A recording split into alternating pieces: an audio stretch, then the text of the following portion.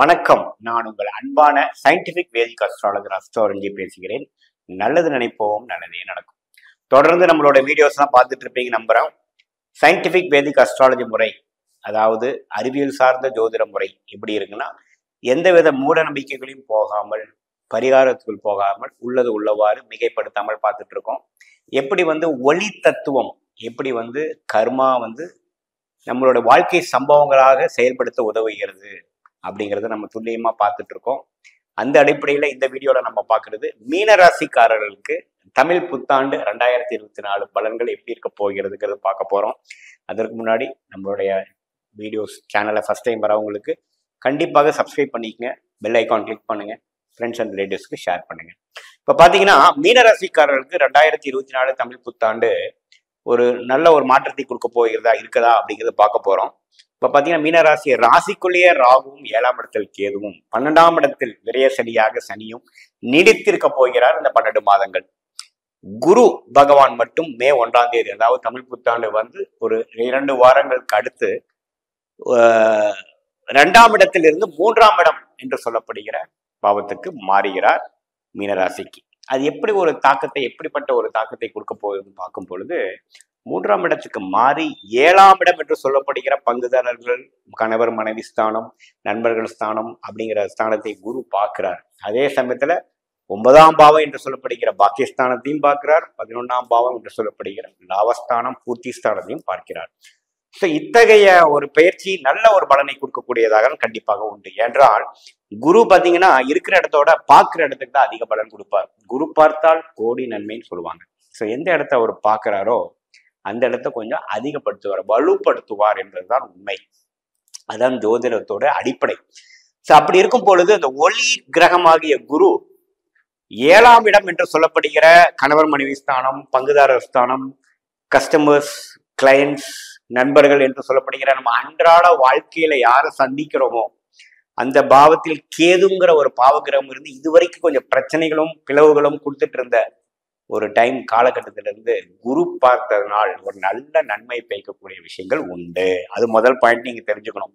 அதாவது இதுவரைக்கும் நம்ம நண்பர்கள் விஷயத்திலேயோ, ஒரு பார்ட்னர்ஷிப் விஷயத்திலேயோ, குடும்பத்திலேயோ ஒரு நிம்மதி இல்லை, ஒரு கருத்து வேறுபாடு இருக்கு, எதிர்மறையான எண்ண ஓட்டங்கள் இருக்கிறது, ஒரு எதுவுமே சுமூகமா போய் ஒரு ஃப்ளரிஷ் ஆகிற மாதிரி இல்லைங்கிறவங்களுக்கு ஒரு நல்ல மாற்றத்தையும், அந்த எதிர்மறையான விஷயங்கள் குறைந்து ஒரு நல்ல தாக்கத்தையும், ஒரு நல்ல அசோசியேஷனும் நீடிச்சு அதை கொண்டு ஃபியூச்சர்ல நம்ம லாங் ஸ்டாண்டிங்கா போகக்கூடிய அமைப்பு கொடுக்குதுங்க. ஒரு புதிய தொடர்பு, நல்ல தொடர்பு அது நம்மளை ஜெயிக்க வைக்கக்கூடிய அமைப்பு உண்டு.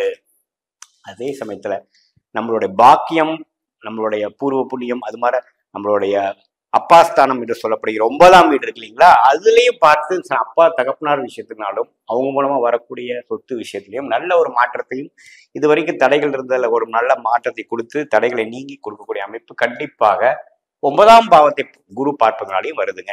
அதே சமயத்துல 11ஆம் வீடு என்று சொல்லப்படுகிற லாபஸ்தானத்துல இதுவரைக்கும் நாம கடந்த ஒரு வருஷமாக ராசிக்குள்ளேயே ராகு இருந்து பல பிரச்சனைகள் மேற்கொண்டு, பல மனக்கலவை, சஞ்சலங்கள், இக்கட்டான சூழ்நிலை இருந்து நம்ம சில முயற்சிகள் செய்ததுக்கு வேணுங்கிற பலனை கொடுக்கக்கூடிய ஒரு ரிசல்ட், அறுவடை செய்யக்கூடிய அமைப்பு கொடுக்கக்கூடிய ஒரு காலகட்டமாக இந்த தமிழ் புத்தாண்டு மீனராசிக்காரர்களுக்கு உண்டு. ஏன்னா இது வரைக்கும் பாத்தீங்கன்னா அது 10ஆம் வீடுங்கிற தொழில் ஸ்தானத்துல பார்த்து ஃபோக்கஸ் தான் பண்ணிட்டு இருந்தார். அது செய்யணும், இதை செய்யணும், பல விஷயங்களை நீங்க தொழிலுக்காவோ வேலைக்காவோ செஞ்சுட்டு இருந்ததுக்கு பண்ணிட்டு தான் இருந்தீங்களோட ரிசல்ட் நம்ம எதிர்பார்க்கல. ஆனா இப்ப பாத்தீங்கன்னா வேலையில இருக்கிறவங்களுக்கு நல்ல ரெகக்னிஷனும், நல்ல ஒரு ப்ரொமோஷனும், ஒரு இன்சென்டிவ் இன்க்ரிமெண்ட், ஒரு அக்னாலஜ்மெண்ட், ஒரு நல்ல மாற்றம் கிடைக்கக்கூடிய அமைப்பு கண்டிப்பாக உண்டு. அதே சமயத்தில் தொழில் இருக்கிறவங்களுக்கு நீங்க போட்ட முதலீடுக்கும் போட்ட முயற்சிக்கும் பாத்தீங்கன்னா ஹார்ட் ஒர்க், நல்ல ஒரு ரிசல்ட் கிடைக்கக்கூடிய, ஒரு பெனிஃபிட் படைக்கக்கூடிய, ஒரு அறுவடை செய்யக்கூடிய, லாபங்களை வெளியில் எடுக்கக்கூடிய, எடுத்து சில பிரச்சனைகளை குறைச்சிக்கிட்டோம், கடனை குறைச்சிக்கிட்டோம், ஒரு லாபம் அதனால சில பிரச்சனைகளை முடிச்சு விட்டோம் அப்படிங்கிற ஒரு அமைப்பு கண்டிப்பாக இது கொடுக்குதுங்க. அதுவும் இல்லாம விரய சனி போயிட்டு இருக்கு. நமக்கு விரயங்கள் தான் அதிகம். 10 ரூபா வருமானம் வருதுன்னா 100 ரூபா செலவுக்கு ரெடியா இருக்கக்கூடிய அமைப்பு தான் கடந்த ஒரு வருடமா போயிட்டு இருந்தது. அந்த விஷயத்துல கொஞ்சம் செலவுகள் குறைந்து சில பிரச்சனைகளை தீர்த்து கொண்டு விட்டோம் அப்படிங்கிற ஒரு ஆண்டாக 2024 தமிழ் புத்தாண்டு கண்டிப்பாக உண்டு.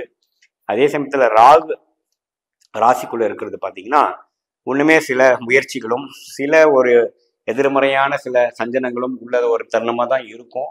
ஆனால் அது கொஞ்சம் சட்டு போன வருஷம் கம்பேர் பண்ணுறப்போ 2024 தமிழ் புத்தாண்டு கண்டிப்பாக சில விஷயங்கள் பாசிட்டிவாக இருந்து ஒரு 4-5 பிரச்சனையில் ஒரு 2-3 பிரச்சனையை முடிச்சு கொண்டேன். பரவாயில்ல, இது வரைக்கும் செய்த முயற்சி வந்து கொஞ்சம் திருவினையாக்குச்சு, நமக்கு சில ரிசல்ட் வந்துருச்சு, அதனால ஒரு பாதி பிரச்சனை தீர்ந்ததுங்கிற மாதிரி சில விஷயங்கள் கண்டிப்பாக தொழிலதிபர்களுக்கு கண்டிப்பாக கொடுக்கக்கூடிய அமைப்பு இருக்கு. மாணவ செல்வங்களுக்கும் பார்த்தீங்கன்னா ஒரு நல்ல ஒரு விஷயத்தை கொடுக்குதுங்க. இது வரைக்கும் 3ஆம் இடம் என்று சொல்லப்படுகிற முயற்சி ஸ்தானத்து குரு வந்து இன்னும் கொஞ்சம் அதிக முயற்சி பண்றதாகவும், இன்னும் கொஞ்சம் லாங்கா படிக்கக்கூடிய அமைப்பும், கொஞ்சம் வளைஞ்சு உட்கார முடிய அமைப்பும், ஃபோக்கஸ் பண்ணக்கூடிய அமைப்பும் கொடுக்குதுங்க.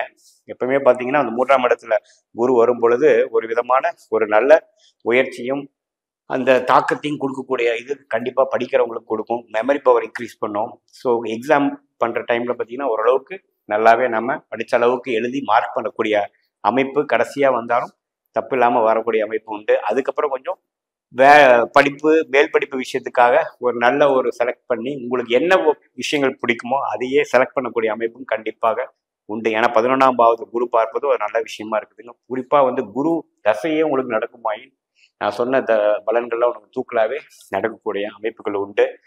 என்னதான் இருந்தாலும் சனி 12ஆம் வீட்டில் இருக்கிறதுனால செலவுகள் கொஞ்சம் அதிகமாகும். அது கொஞ்சம் கட்டுக்குள்ள வைக்கக்கூடிய இது பார்க்கணும். என்னதான் வருமானங்கள் இருந்தாலும் செலவும் ஆகக்கூடிய அமைப்புகள் உண்டுங்க. ஸோ அதை நீங்கள் கொஞ்சம் கண்ட்ரோல் பண்ணிக்கணும். ஸோ அடுத்த வரக்கூடிய 7ஆம் நாடு சனியில் ஜென்ம சனிக்கு வேணுங்கிற விஷயத்துக்கு வேணுங்கிற ஃபவுண்டேஷனும் உங்களுக்கு மன தைரியத்தையும் எல்லாத்தையும் கொடுக்கக்கூடிய ஒரு ஆண்டாக 2024 தமிழ் புத்தாண்டு கண்டிப்பாக உண்டு. மீண்டும் மற்றொரு காணொளியில் சந்திப்போம். நன்றி, வணக்கம்.